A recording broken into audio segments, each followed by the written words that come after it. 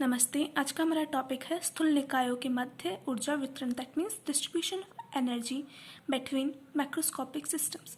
तो देखिए, इसके लिए हम लोग क्या करेंगे, दो निकाय लेंगे, ए एंड ए प्राइम, दो सिस्टम्स लिए जिनकी एनर्जी हमारी ई और ई प्राइम। अब हम लोग देखेंगे कि ये जो एनर्जी होती है वो कैसे डिस्ट्रीब्यूटर होती है। तो इसके लिए हम लोगों ने क्या किया, ये जो दोनों सिस्टम्स लिए दोनों के दोनों थर्मली इंसुलेटेड नहीं है, दैट मीन्स ऊष्मारोधित नहीं है। ऊष्मारोधित नहीं है तो क्या होगा, इन दोनों के बीच में ऊष्मा का विनिमय हो सकता है, मतलब एनर्जी या हीट ट्रांसफर हो सकती है एक दूसरे में।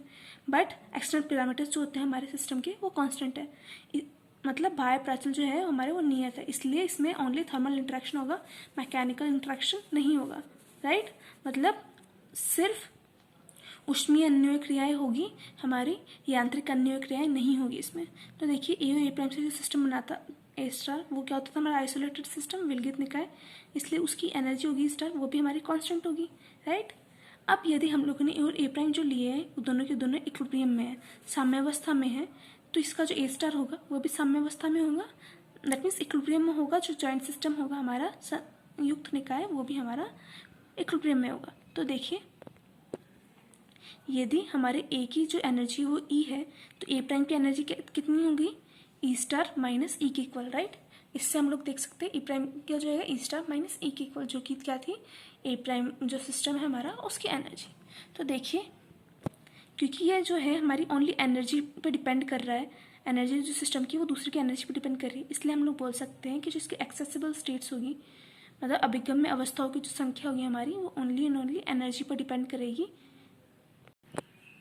इसलिए हम लोगों ने नंबर ऑफ एक्सेसिबल स्टेट जो है जॉइंट सिस्टम की, वो हम लोग बोल सकते हैं ओमेगा स्टार ई के इक्वल होगी। देखिए, यदि हमारे सिस्टम की एनर्जी ई है, तो ए सिस्टम की यदि एनर्जी ई है तो वो ई से ई प्लस डेली के बीच में होगी, जहाँ पे डेली हमारा क्या है, एक छोटा सा वेव पैकेट का इंटरवल है, मतलब ऊर्जा अल्पांश है। तो ए की एनर्जी ई से ई प्लस टी ई के बीच में होगी। उस टाइम पे नंबर ऑफ एक्सेसिबल स्टेट्स कितनी हो जाएगी हमारी, ओमेगा स्टार ई के इक्वल। तो देखिए, हम लोग प्रिंसिपल ऑफ इक्वल प्रायोरी प्रोबेबिलिटी से बोल सकते हैं, समान पूर्व प्रायिकता के सिद्धांत से हम लोग बोल सकते हैं कि यदि सिस्टम यदि इक्विलिब्रियम में हो, मतलब निकाय यदि साम्यावस्था में हो, तो उसके किसी भी सिस्टम के पाए जाने की जो प्रोबेबिलिटी होगी, सारी एक्सेसिबल स्टेट्स में से किसी भी एक स्टेट में पाए जाने की जो सिस्टम की प्रोबेबिलिटी होगी वो समान होती है। दैट मीन्स हमारे सिस्टम में माना कि 4 एक्सेसिबल स्टेट्स हैं, मतलब 4 अभिगम्य अवस्थाएं, और जो सिस्टम हमारा वो इक्विलिब्रियम में मतलब साम्यावस्था में है, तो उन चारों एक्सेसिबल स्टेट्स में, चारों अभिगम्य अवस्थाओं में पाए जाने की जो प्रायिकता होगी सिस्टम की, प्रोबेबिलिटी जो होगी सिस्टम की, वो सेम होगी। इसलिए हम लोग बोल सकते हैं पीई जो होगा हमारा वो डायरेक्टली प्रोपोर्शनल होगा ओमेगा स्टार ई के। राइट, तो पीई जो होगा हमारा सी ओमेगा स्टार ई के इक्वल। अब देखिए, क्योंकि हमारी जो टोटल प्रोबेबिलिटी होती है वो 1 के इक्वल होती है, राइट, पूरा सम ऑफ प्रोबेबिलिटी के तो हमारा 1 के इक्वल, इसलिए समेशन ऑफ ई पी जो होगा हमारा हो जाएगा C summation of E omega star E के इक्वल, तो हो जाएगा 1 के बराबर। तो इससे आ जाएगा हमारे पास C 1 omega summation of E omega star E के इक्वल। तो देखिए, इससे हमारे पास पी जो आ जाएगा वो आ जाएगा omega star E upon summation of E omega star E के इक्वल। तो देखिए, यदि हमारे ए में अभिगम्य अवस्थाओं की संख्या ओमेगा ई है, मतलब नंबर ऑफ एक्सेसिबल स्टेट से जो ए सिस्टम में वो ओमेगा ई है, और ए प्राइम के अंदर एक्सेसिबल स्टेट्स जो है हमारे पास ओमेगा प्राइम ई प्राइम है, तो ओवरऑल जो हमारा जॉइंट सिस्टम होगा उसमें एक्सेसिबल स्टेट्स जो होगी वो इन दोनों के प्रोडक्ट के बराबर होगी। तो देखिए, ये आप इस तरीके से देख सकते हैं, इसकी 3 होगी, इसकी 2 होगी। तो यदि आप ओवरऑल निकालना चाहेंगे, दोनों जितने भी कॉम्बिनेशन निकालेंगे, 3 और 2 के जितने भी कॉम्बिनेशन निकालेंगे, तो वो मल्टीप्लिकेशन के फॉर्म में आएगा। इस वजह से हम लोग बोल सकते हैं omega E omega prime E prime के इक्वल होगी। इससे हमारे पास प्रोबेबिलिटी जो होगी पी जो हमारी थी सी ओमेगा स्टार ई के इक्वल, वो हो जाएगा C omega E omega omega prime E prime के इक्वल। तो देखिए, ये समझने के लिए हम लोग ये एक एग्जांपल लेते हैं। उसमें हम लोगों ने माना कि सिस्टम ई है, उसकी एनर्जी और ओमेगा ई के बीच में ग्राफ इस तरीके का कुछ है, मतलब number of accessible state, energy 4 पर, 5 पर 7 हो जाएगी, 6 पर 12 हो जाएगी, 7 पर 20, 8 पर 30 हो जाएगी। वैसे ही ओमेगा प्राइम ई प्राइम की जो होगी वो 7 पर ये इस तरीके से होगी। देखिए, 7 पर 4, 10, 20, 32, 50। तो देखिए, हम लोग इस कर्व से देख सकते हैं, इससे देख सकते हैं टेबल से, यदि ई 4 है तो ई प्राइम हमारा 11 होगा, वैसे ई यदि 5 है तो ई प्राइम हमारा 10 होगा। इस तरीके से ओवरऑल ई स्टार जो आएगा हमारे पास वो कांस्टेंट आएगी 15 वैल्यू।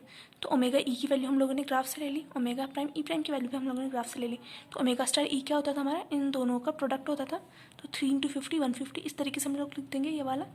अब देखिए इसको हम लोग जब एनर्जी के साथ में ड्रॉ करेंगे तो ये सबसे पहले तो हमारा इंक्रीज हो रहा है, फिर डिक्रीज होएगा वापस, राइट।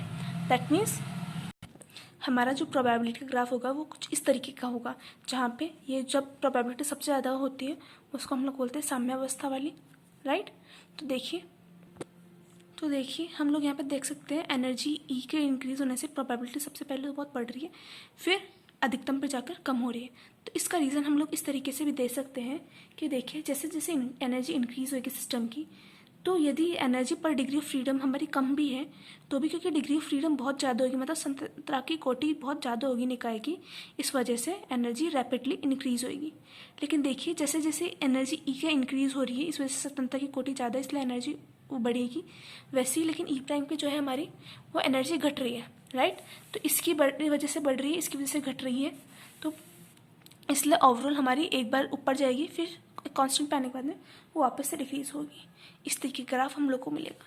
अब देखिए यही चीज़ हम लोग लॉगरिथम के फॉर्म में भी बना सकते हैं। तो लॉगरिथम के फॉर्म में बनाएंगे हम लोग एनर्जी, और logarithm of omega prime E prime का ग्राफ हमारा इस तरीके का आएगा। लॉगरिथम ऑफ ओमेगा ई का ग्राफ जो होगा हमारा इस तरीके का आएगा, और लॉगरिथम पी का ग्राफ हमारा इस तरीके का कुछ आएगा। तो वो भी हमारा कहाँ पे कांस्टेंट आता है, इस ई प्राइम पे, ई टिल्डा पर। तो देखिए इसको हम लोग इस तरीके से देख सकते हैं। यदि हम लोग उनकी जो प्रोबेबिलिटी होगी वो तो ये होगी, आप लोगों को जैसे पता है। तो जब हम लोग इसका लॉगरिथम लेंगे तो ln ऑफ पी ई जो होगा हमारा ln of C plus ln of omega E plus ln of omega prime E prime के इक्वल होगा, राइट। अब देखिए हम लोगों को क्योंकि ग्राफ से पता ही है कि पी ई जो है हमारा वो मैक्सिमम कब हो रहा था, E equals to E tilde पर। That means del over del E ऑफ ln ऑफ पी ई होगा हमारा वो उस टाइम पे 0 होगा, राइट।